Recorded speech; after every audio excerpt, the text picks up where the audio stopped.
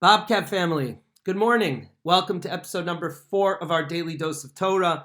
Today we're going to be looking at 8th grade Navi. In 8th grade Navi, we've been studying Sefer Melachim Aleph, the book of Kings. And my students know that every single time I come and prepare a new parak for us to learn, I say, this is the most fascinating, interesting parak of Tanakh that I've seen so far. The truth is, that's the way that I feel. I try to give it over to students. They usually groan and say, you said that last week. But the truth is that Sefer Melachim is, in many ways, one of the most real Sfarim of Tanakh. It presents real people. It presents stories of countries and kings and Bnei Yisrael kind of trying to figure out what it is to live with a king. Because if you remember, when we talked about Shmuel Hanavi warned them. He said, you really want a king, it's not going to be so easy. And the truth is that the majority of the kings that Bnei Yisrael had, both the northern kingdom and the southern kingdom, we'll talk about that in a second, the majority of those kings were not really such good people, were not people that followed in the ways of Hashem, and it tore the Jewish people apart into two different nations almost, the northern nation, Yisrael, and the southern part of the nation of Yehuda. The northern nation was 10 tribes. They were lost to history after Sancheriv came and kicked them out of the land. Really, everybody around nowadays comes from the two tribes of the southern kingdom, from Yehuda and Binyamin, and also some of the Levium who are scattered around in the cities. But let's bring it all back, because we find ourselves with this fascinating conundrum. I'm going to give you a little bit of a background to it. So after Shmuel anoints Shaul HaMelech, King Saul, from the tribe of Benjamin, from the tribe of Binyamin, that doesn't work out. He's only king for like 2 years. And then he goes and he finds David HaMelech. David HaMelech becomes the king, and David HaMelech is, of course, a great tzaddik, multifaceted, amazing individual. He's a poet, he's a warrior, he's somebody deeply in love with Hashem and with life, and he even gives that entire human experience to us in Sefer Tehillim, in the book of Psalms. David HaMelech has a son, Shlomo HaMelech, and Shlomo HaMelech, Sefer Melachim starts off with Shlomo HaMelech becoming the king. There was a bit of a Game of Thrones, if you will, people trying to assume the throne, people having to get knocked out for Shlomo, the rightful heir, to become the king. Now, Shlomo asks Hashem for wisdom to judge the nation. Hashem gives him that and so much more. It is a time of unprecedented peace in the Jewish people's history. The Zohar, in the mystical writings, it's the time of the full moon of Jewish history. It is a time of prosperity. Kings from all over the world are coming to pay tribute to Shlomo HaMelech. There's virtually no war, no strife, and Shlomo HaMelech undertakes the building of the Beit HaMikdash. The first Beit HaMikdash is described as Mesos Kol Haaretz, the most beautiful building that there ever was. And in the Tanakh, we have descriptions of walkways made out of exotic corals that were brought to him, exotic woods, and marble, and gold, and silver. Every possible thing that you could imagine in terms of material wealth was there in this stunning building.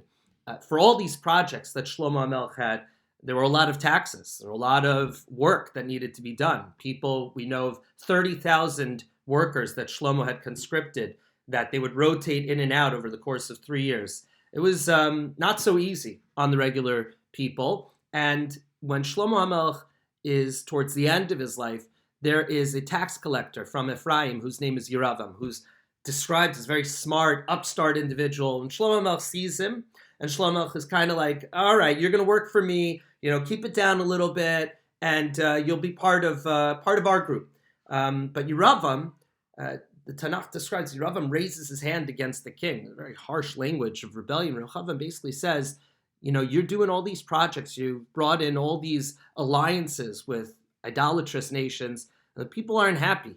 And Shlomo HaMelech realizes that this is the beginning of a foment of rebellion, of people going against him, and Rechavam has to run away to Egypt. Shlomo HaMelech passes away, and in chapter 12, which we just finished learning, we're more than halfway done with the Sefer in 8th grade, Baruch Hashem. So Rechavam is in Egypt, Shlomo HaMelech dies, and Shlomo HaMelech's son, Rechavam, very similar name, Rechavam is about to become anointed as king. We're going to read a few psukim, and then I'm going to present you with a question to think about. It goes like this. Perek Yebet. Vayelech Rechavam Shechem. Rechavam goes to Shechem. Ki Shechem ba kol Yisrael lamlichoso. Very strange that he's not being anointed king in Yerushalayim, the traditional place, but he's going to another tribe's territory, north of Yerushalayim, in Shechem. Vayikishma Yeravam ben Nevat v'uadenu b'Mitzrayim asher barach mipnei Shlomo HaMelech v'yeshiv Yeravam b'Mitzrayim. Yeravam heard that there had been a change in regime. Shlomo HaMelech had passed, and Rechavam is being anointed as king. And meanwhile, Yeravam is in Egypt, in Mitzrayim. He's being protected by King Shishak. Pasuk Gimel. Vayishlechu v'yikre'ulo v'yavo Yeravam v'chol kal Yisrael v'yedabu Rechavam le'mor. So now something fascinating happens. Rechavam is coming to be anointed as king. The whole nation is there. And the people surreptitiously, secretly call to Yeravam and say, come back. Something's going to happen right now. And we're going to need you as our rep, as a representative to talk to Rechavam. Pasuk Daled. Avicha hiksha etuleinu v'ata ata hekel me'avodat avicha kasha mulo hakaveda shenasan aleinu v'navdecha. So they make the request. They say, listen, Rechavam, taxes are too high. The people are working too hard for all these royal projects, all these public works. Go easy on us. Take it down a notch. Chill out a little bit. That's their request. And they finish off the request and they say, if you do this, we're going to remain loyal to you and to the house of David HaMelech. It's just like, chill out a little bit. That's the request, and Yeravam is there to hear the request. So what does Rechavam do? He says, Vayomer aleihem lechu od shloshet yamim v'shuva elai v'ilchu am. So here's the issue. He says, let me think about it. Give me 3 days, and then we'll come back and talk. So pause right here. What would you do if you're in Rechavam's position? You're about to assume the throne. You're about to succeed your illustrious father and grandfather on the throne, and the people are making a request of you. It doesn't seem so unreasonable. Go easy on us. What would you do if you were about to become the king? Well, what Rechavam does is he goes to 2 groups of advisors. The first group of advisors, the older advisors, the advisors that were in the house of his father, Shlomo HaMelech, who had seen the way that Shlomo HaMelech ran the kingdom. So they actually say to him, they say, you know what, the people have a point. You're going to need to consolidate your power. Go easy on them. Go easy on them. Just lighten the load a little bit. Slash taxes a little bit. That's what you need to do, and it will all be okay. And then Rechavam goes to a second group of people. The Tanakh calls them Na'arim, young people. And these young people, it also describes, they grew up with him. And these were sons, children of nobles, and who had grown up in the halls of power like Rechavam. And they say something to Rechavam. They say, this is what you should go and say to the people. And it's actually quite shocking what they say. They say, you go back and you tell them that my pinky is thicker than my father's thigh. You think that my father gave it hard to you? You think that my father had a lot of taxes, that he made you do a lot of work? I'm going to double that. I'm going to make that even harder on you. So who do you listen to? To the older or to the younger advisors? The older advisors are saying, take a soft approach. Go easy. Go light on them. The younger advisors, they tell him, no, you have to show strength. They don't know you. They don't know you like Shlomo HaMelech. They don't know you like David HaMelech. You got to show them some toughness in the beginning, and that's how they'll follow you. So I'm going to leave it to you to think about which piece of advice you would have taken, or if you would have taken a totally third track. Please share your answers. I'm curious as to people's reasonings. And if you stop the video right now, you'll be able to do it without any spoiler alerts. And now here's the spoiler. The spoiler is that Rechavam goes back and tells the people the advice of the younger advisors. The people are so irate. They're incensed. They're angry at this response, this vulgar response that he has to them. And the people rebel. The people have a statement. They say, Ein lanu chelek bebeis David. We have no more portion in the house of David. And they go back, and that's the beginning of the split of the Jewish people into the 10 northern tribes called Yisrael and the 2 southern tribes of Yehuda.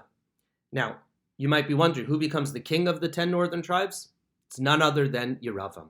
Yeravam sets the Jewish people in the north, those 10 tribes, down a very, very terrible path. The very next parak tells us that Yeravam takes the scary, drastic, almost incomprehensible decision to put 2, not 1, but 2 golden calves in 2 separate temples in the north, and says, you don't need to go back to Yerushalayim anymore. So it seems, as Chazal tell us, that sometimes taking the wrong advice can be something that sends you down a terrible path. What I want to give us a bracha is that we always know how to give and to take the right advice. That starts with listening. That starts with being deliberate and thinking about it, not jumping into it. Sometimes you ask people for advice and they jump in immediately before you can finish your sentence. They have all these ideas for you. Sometimes the best thing is to just listen and to be deliberate and then to think about the consequences and ramifications of our actions down the line. That's how to do it right. A really important lesson from Tanakh. May we all receive always the best advice. May we always act upon the best advice. May we always give the best advice when people ask it for us. May we continue to learn Torah together. Looking forward to seeing you all back in school. I hope everybody's continuing to have the most wonderful vacation, staying warm, enjoying each other's company, spending a little bit more time with family. And Yirtzeh Hashem, we'll see everybody back in school next week. Thanks so much.